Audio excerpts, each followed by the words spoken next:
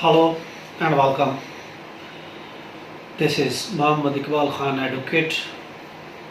आज हम जिस टॉपिक पर आपसे बात करना चाह रहे हैं, आज के हमारे लेक्चर का जो टॉपिक है, जो उन्वान है, वो ये है कि क्या बालिग लड़की अपनी मर्ज़ी से वली के बिना शादी कर सकती है या नहीं। Can an adult girls Mary without Wali permission. ये आज का हमारा टॉपिक है, बहुत इम्पोर्टेंट टॉपिक है। देखिए, मोहम्मदन लॉ, जो डीएफ मुल्ला का मोहम्मदन लॉ है, उसके पैरा नंबर 250, उसके मुताबिक मैरिज या निकाह का मकसद क्या है। मैरिज या निकाह का मतलब है बच्चों को कानूनी तरीके से पैदा करना। This is the object of the marriage. Marriage का मकसद बच्चों को कानूनी तरीके से पैदा करना, उसको कहते हैं मैरिज, शादी। अब इसी तरीके से 251 जो पैराग्राफ है मोहम्मदन लॉ का, उसके मुताबिक शादी कौन कर सकता है। देखिए, हर मुस्लिम आकिल बालिग शादी का एग्रीमेंट कर सकता है। देखिए, अब कानून की तरफ अगर जाते हैं, मेजॉरिटी एक्ट में दिया गया है कि 16 साल लड़की की है और 18 साल लड़का वो शादी कर सकता है। सिंध मैरिज, जबकि सिंध चिल्ड्रन मैरिज एक्ट 2013 के मुताबिक शादी के लिए कम से कम उम्र 18 साल रखी गई है दोनों के लिए। ये अमेंडमेंट है, यह कानून है सिंध चाइल्ड मैरिज एक्ट 2013 के तहत। अब 252 पैराग्राफ जो कहता है डीएफ मुल्ला मोहम्मदन लॉ का, वो ये कहता है कि मैरिज होती कैसे है। देखिए, मैरिज के क्या इंग्रेडिएंट हैं, क्या एसेंशियल्स है, क्या ज़रूरियात हैं। देखिए, पहली बात तो ये है, उसमें प्रपोजल एंड एक्सेप्टेंस होनी चाहिए। सबसे इम्पोर्टेंट चीज़ इजाब और कबूल, एक पार्टी प्रपोज करे, दूसरी एक्सेप्ट करे, नंबर एक। दूसरी ये है कि दोनों का मुस्लिम उनके लिए गवाह होने चाहिए, 2 मर्द गवाह चाहिए, या एक मर्द 2 औरतें, 2 मर्द गवाह चाहिए, या फिर एक मर्द और 2 औरतें गवाह चाहिए, और वो भी मुसलमान होने चाहिए। तीसरी शर्त यह है कि जो प्रपोजल है और एक्सेप्टेंस है वो एक ही मजलिस में होना चाहिए। ये नहीं एक मजलिस दूसरे शहर में, एक मजलिस इस शहर में, ऐसा नहीं है। दोनों एक ही मजलिस में मौजूद हों, इसमें प्रपोजल और एक्सेप्टेंस होनी चाहिए। अब इसमें उस सूरत में मैरिज होती है, निकाह होती है। चौथी बात ये, लिखाई रिटन, और जो मजहबी त्यौहार है यानी मजहबी सेरेमनी है, वो ज़रूरी नहीं है कि उसके लिए कोई रिलीजियस सेरेमनी मुनक्किद की जाए या रिटन किया जाए, ये एसेंशियल उसमें नहीं आता।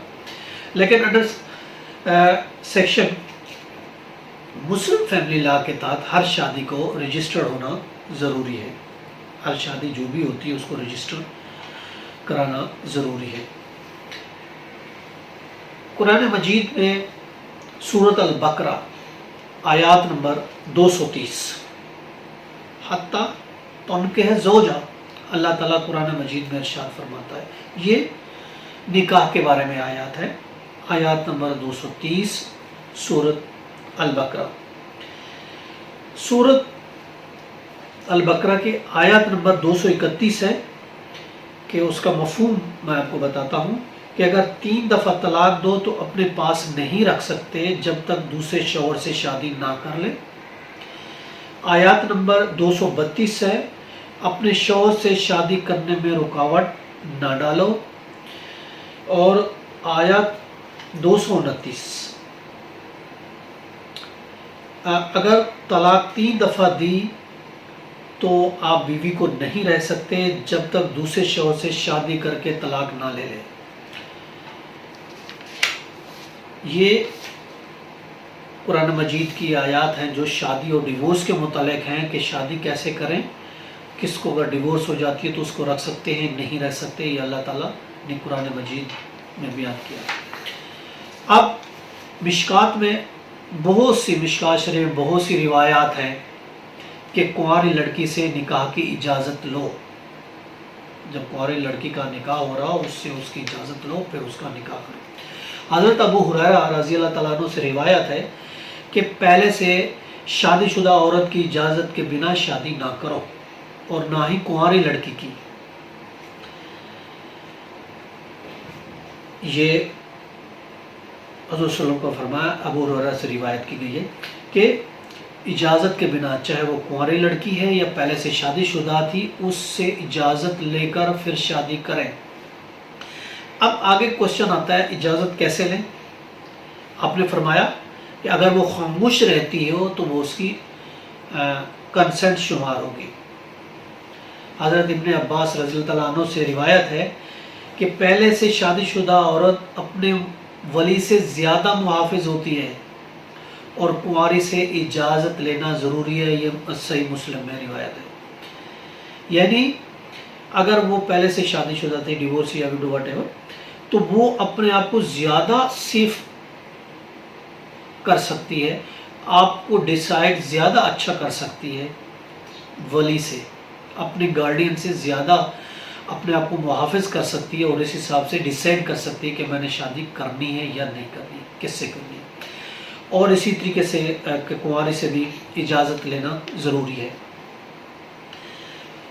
اسی طرح ترمذی، ابو داؤد اور سنن ابن نسائی میں بھی یہ روایت ہے حضرت ابو ہریرہ سے کہ آپ نے فرمایا گروئنگ اپ لڑکی سے اجازت لیں، اگر خاموش رہے تو یہ اس کی اجازت ہے، اور اگر منع کر دے تو اس کو مجبور نہ کریں۔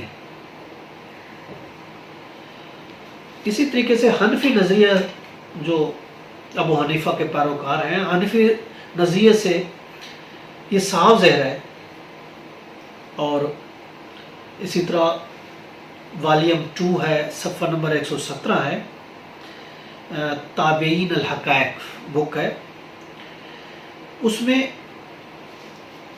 یہ کہا گیا ہے کہ ایک ایڈلٹ فری عورت کا نکاح جائز ہے، کہ ایڈلٹ عورت ہے، اپنی مرضی سے وہ نکاح کرنا چاہتی ہے تو وہ اس کا نکاح جائز ہے۔ حضرت ابو حنیفہ رضی اللہ عنہ، ابو یوسف کے مطابق نکاح ولی کے بنا جائز نہیں ہے۔ اسی طریقے سے دوبارہ اس نے کہا کہ اگر نکاح برابر سٹیٹس پر کیا جائے تو جائز ہے۔ یعنی سم ٹائم ایسا ہوتا ہے کہ اگر سٹیٹس اونچا سٹیٹس ہے، لڑکی اس سٹیٹس کو دیکھ کے اچھائی برائی کی اس کی سمجھ میں نہیں آتی، وہ صرف سٹیٹس کو دیکھتی ہے اور سب میں غلطی کر بیٹھتی ہے۔ اس وجہ سے کہا گیا ہے کہ اگر نکاح برابر سٹیٹس کا ہے تو جائز ہے۔ پھر تیسری مرتبہ ابو حنیفہ نے اس کو ریوائز کیا، کہا نہیں، پہلے کہا جائز نہیں، پھر کہا سٹیٹس اگر برابر ہے تو جائز ہے، پھر اس کو ریوائز کیا اور کہا کہ جائز ہے۔ اسی طرح ابو مالک اور ابو شافعی کے مطابق، امام مالک اور امام شافعی کے مطابق نکاح عورت کے اپنے الفاظ میں قبول جائز نہیں، یعنی اس کے لیے ولی ضروری ہے۔ وہ اس کی دلیل دیتے ہیں آیات 232 پارہ 2، اس آیات کا ریفرنس دیتے ہیں۔ امام شافعی کہتے ہیں کہ ولی ضروری ہے، اس کے بنا نکاح نہیں ہوتا۔ آپ صلی اللہ علیہ وسلم نے فرمایا کوئی نکاح جائز نہیں جب تک ولی اور 2 گواہ نہ ہوں۔ بہت سی احادیث دی گئی ہیں مگر کوئی ایتھنٹک حدیث نہیں ہے۔ امام بخاری کے نزدیک ترمذی میں 2 روایات ہیں، صفحہ نمبر 508، صفحہ نمبر 509، والیوم 1 صفحہ 508 509 میں روایت ہے کہ کوئی نکاح ولی کے بنا نہیں۔ ایک حدیث ہے ابو موسیٰ سے، روایت ہے کہ ولی کے بنا نکاح نہیں۔ اسی طرح کی ایک روایت حضرت عائشہ اور دوسرے لوگوں سے بھی منسوب ہے کہ اگر کوئی ولی کے بنا شادی کرے تو وہ وائڈ ہوگی، اور اگر شادی کنزیوم ہو جاتی ہے، ایز اے ہسبینڈ اور وائف ایک ساتھ رہ لیتے ہیں، تو اس پر حق مہر دینا لازمی ہے۔ ترمذی میں اسی طرح حدیث حسن ہے، اسی طرح دوسرے صحابہ سے بھی روایت ہے، مگر ترمذی کے مطابق یہ روایت صحیح نہیں ہے دوسروں کی نسبت۔ اسی طرح زہری کے مطابق کچھ حدیثیں، کچھ لٹریچر علماء کو ڈاؤٹ کرتا ہے، کیونکہ ابن جرائج نے کہا کہ وہ حضرت زہری سے ملا اور بعد میں قبول کرنے سے اس نے اس چیز کو انکار کر دیا، اس لیے اس کو ضعیف حدیث کہا جاتا ہے۔ چنانچہ تبیین الحقائق سے صاف ظاہر ہوتا ہے کہ ہمارے علماء کے نزدیک اتھنٹیکیٹڈ نہیں ہے۔ اسی طرح ابن حجر نے الدرابہ والیوم 2 صفحہ نمبر 60 میں یہ بیان کیا ہے کہ زہری نے ابن جرا نے جو جواب میں کہا ہے کہ مجھے خوف ہے کہ شاید مسلمان کی غلط فہمی ہے، اور احمد کے مطابق زہری نے یہ بیان دیا کہ اس بارے میں نہیں جانتا۔ اسی طرح ترمذی یحییٰ بن معین نے بھی اسماعیل سے روایت کی ہے اور اس کو ضعیف قرار دیا ہے۔ جہاں تک حضرت عائشہ رضی اللہ عنہ کی روایت کا تعلق ہے، ابن الحجر نے احمد اور ابن معین کے نظریے کو ڈسکس کیا ہے اور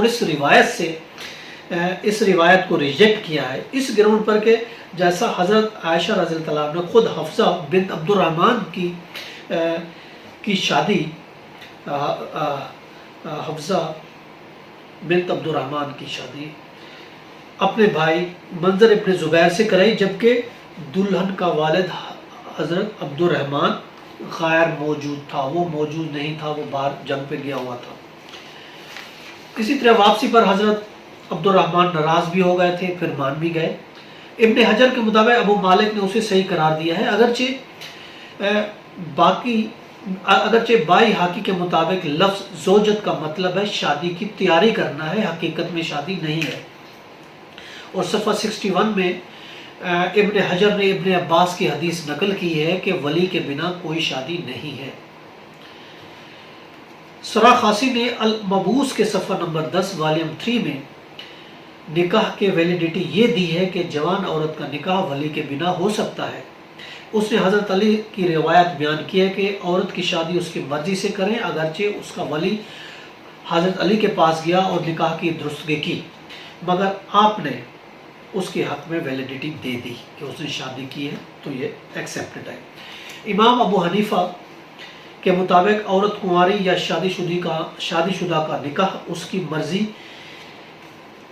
کی مرضی سے ویلڈ ہوگا، چاہے ہسبینڈ کا رتبہ برابر ہو یا برابر نہ ہو۔ ہاں، اگر ولی رتبہ برابر نہ ہونے پر آبجیکشن کر سکتا ہے۔ حضرت حسن سے روایت ہے کہ عورت کی شادی رتبہ برابر کے ہے تو صحیح ہے، اگر رتبہ برابر نہیں ہے تو صحیح نہیں ہے۔ امام ابو یوسف نے پہلے کہا کہ رتبہ برابر ہے یا نہیں ہے، شادی صحیح ہے، بعد میں اس نے اپنا ریویو چینج کیا اور کہا کہ رتبہ برابر ہے تو صحیح ہے، اور جبکہ تیسری مرتبہ پھر اس نے ریویو اپنا چینج کیا کہ رتبہ برابر ہو یا نہ ہو شادی صحیح ہوگی۔ اسی طریقے سے عطاوی نے امام ابو یوسف کا نظریہ بیان کیا ہے کہ اگر شادی برابر رتبہ میں ہے تو وہ قاضی ولی کو منظور کرنے کے لیے بول سکتا ہے، اور اگر وہ منظور نہ کرے تو وہ شادی ولی ختم نہیں کر سکتا، قاضی ہی اس کو ڈیزالو کر سکتا ہے۔ بدر الدین عینی نے صحیح بخاری کی کتاب عمدۃ القاری کے صفحہ نمبر 120 سے 121 اور والیوم ہے 29، اس میں بیان کیا کہ حضرت امام بخاری کی اس روایت سے ایگری نہیں کرتے کہ نکاح ولی کے بنا اس بنا پر اس کو سٹینڈرڈ کے مطابق نہیں ہے، تو اس کا اپنا ایک نظریہ ہے کہ نکاح ولی کی مرضی سے ہو۔ اس آیات البقرہ، سورۃ البقرہ کی آیات جو 230 ہم نے پہلے بتایا کا حوالہ دیا تھا کہ یہ آیات اس وقت نازل ہوئی جب ماقل نے اپنی بہن کو شادی سے منع کیا، مگر بدر الدین عینی کہتا ہے کہ یہ حدیث مختلف ذرائع سے آئی ہے، اس لیے اس کو اتھنٹیکیٹڈ نہیں کہہ سکتے۔ مزید صفحہ نمبر 129 عینی نے حدیث کی وضاحت کی ہے کہ خانسہ بن خزائم الانصاری کے والد نے نکاح پڑھوایا مگر بیٹی راضی نہیں تھی، جو حضور صلی اللہ علیہ وسلم کے پاس ہے، جس نے نکاح کو وائڈ قرار دے دیا، مگر حضرت بخاری کے نزدیک وہ بیوہ تھی۔ اور بہت سی روایت ہیں جیسے حدیث ہے کہ جابر کے نزدیک آدمی نے اپنی غیر شادی شدہ بیٹی کا نکاح اس کی مرضی کے بنا کیا، اور جب حضور صلی اللہ علیہ وسلم کے پاس آپ آئے تو آپ نے اس نکاح کو ختم کیا۔ اسی طرح حضرت عبداللہ بن عمر نے ماموں کی بیٹی کی شادی اس کی مرضی کے بنا کی، وہ حضور صلی اللہ علیہ وسلم کے پاس ہے جنہوں نے اس کی شادی ختم کرا دی، کہ چونکہ اس کی مرضی کے بنا نہیں تھی اس لیے شادی ختم کر دی۔ ظاہر ہے حضرت ابو حنیفہ نے ان روایت کا حامی نہیں ہے جبکہ عورت کی شادی اس کی ذاتی مرضی سے جاں مشروط کی گئی ہو، انہوں نے کہا کہ ایسا نہیں۔ صفحہ نمبر 233 تحفۃ الزغاری میں علماء کا نظریہ ڈیفرنٹ ہے کہ ولی کی مرضی سے، زیادہ تر یہ کہتے ہیں کہ ولی کے بنا نہیں کر سکتی۔ ان دلائل وہ اس چیزوں کو دلائل جو اوپر ہم نے ابھی اس سے پہلے بتائے ہیں، وہ کہتے ہیں کہ اگر ابو حنیفہ کے نزدیک ولی کی اجازت ضروری نہیں ہے، اس کا نظریہ یہ ہے کہ نکاح جو ہے یہ ایک بیع ہے، ایک قسم کا سیل ہے جس سے وہ خود مختار ہے اور کانٹریکٹ کر سکتا ہے۔ حضرت امام ابو حنیفہ کا نظریہ ان تمام کتب میں موجود ہے جس کا ہم ریفرنس دے رہے ہیں۔ ایک کتاب ہے فتح البدری، شرح صحیح بخاری کی ہے، اس کو لکھنے والے ہیں بائی ابن حجر اسقلانی، اس کا والیوم ہے 9 صفحہ نمبر 182، اور اس کی شاعت ہوئی ہے دار الفکر بیروت لبنان میں۔ دوسری کتاب کا ہم جو حوالہ دیتے ہیں حضرت ابو حنیفہ کا جو نظریہ ہے، جو وہ کہتے ہیں کہ شادی ولی کے بنا ہو سکتی ہے، دوسری کتاب کا ہم حوالہ دے رہے ہیں، وہ شوکرانی کی کتاب ہے نین الاوتار، اس کا والیوم ہے 5 صفحہ 136، اور اس کو شائع کیا ہے مصطفیٰ البابی اینڈ سنس، ایجپٹ، کیرو، مصر۔ اور تیسری کتاب ہے سید صابر کی کتاب ہے فقیہ السما، والیوم 2 ہے، صفحہ 113 ہے، اور اس کی بھی پبلش ہوئی ہے دار الفکر بیروت لبنان سے۔ اور چوتھی کتاب ہے حلا القاری کی کتاب ہے مسکات المافیات، شرح مشکات المصیبہ کی، والیوم 6 ہے، صفحہ نمبر 204 ہے۔ یہ چھپی ہے مکتبہ امدادیہ ملتان نے اس کتاب کو چھپا ہے۔ پانچویں کتاب ہے صبح اسلام، بائی کہلانی علامر کی ہے، والیوم 3 ہے، صفحہ 117 ہے، اس کی اشاعت بھی دار الفکر بیروت لبنان میں ہوئی ہے۔ اسی طرح اور ایک کتاب ہے 6 نمبر پہ ہدایت المجتہد، جس کو ابن رشد نے تحریر کیا ہے، اس کا صفحہ نمبر ہے 6 اور 7، والیوم ہے اس کا 2، اس کی اشاعت ہے اشاعت مکتبہ العلمیہ لاہور میں ہوئی ہے۔ ساتویں کتاب ہے المغنی کی، المغنی ابن قدامہ نے یہ کتاب لکھی ہے، اس کے صفحہ نمبر 487، والیوم 6 ہے، اور اشاعت ہے مکتبہ جمہوریہ، کیرو، ایجپٹ، مصر میں یہ چھاپی گئی ہے۔ اور آٹھویں کتاب کا جو حوالہ دے رہے ہیں وہ ہے شرح صحیح مسلم، امام ناوی نے کیا ہے، والیوم ہے اس کا 9 صفحہ نمبر 203، اور اس کی اشاعت ہے دار الفکر بیروت لبنان۔ نامی کتاب احکام القرآن جو ابو بکر جساس نے تحریر کی ہے، والیوم اس کا 1 ہے، صفحہ 401 ہے، اشاعت دار الفکر بیروت کی ہے۔ اور اسی طرح 10ویں کتاب ہے الفقہ المزاحی بالاربع، یہ اردو میں ہے، اس کو علامہ جزیری نے لکھا ہے، والیوم اس کا 4 صفحہ 97 ہے، اشاعت اوقاف، اشاعت اس کو کی ہے محکمہ اوقاف پنجاب نے۔ اور اس پر اگر قانون کی ہم حوالہ دیتے ہیں تو دیکھیں PLD 9080 Lahore 386 Sughra Bibi versus state ایک کیس ہے۔ اور اسی طرح ایک لیٹسٹ 2020 کی رولنگ ہے لاہور ہائی کورٹ کی CLC، جو 2020 CLC 549 پیج ہے، جو کہ جسٹس شجاعت علی خان نے مسمہ سمن نصیر ورسز ADG لاہور، اس پر ایک ڈیٹیل میں ججمنٹ دی ہے۔ اس میں بھی یہی بیان کیا گیا ہے کہ شادی ولی کے بنا ہو سکتی ہے۔ آج کا ٹاپک اتنا ہی، نیکسٹ ٹاپک کے ساتھ پھر ملیں گے۔ اللہ حافظ، اپنا خیال رکھیے گا، بائے۔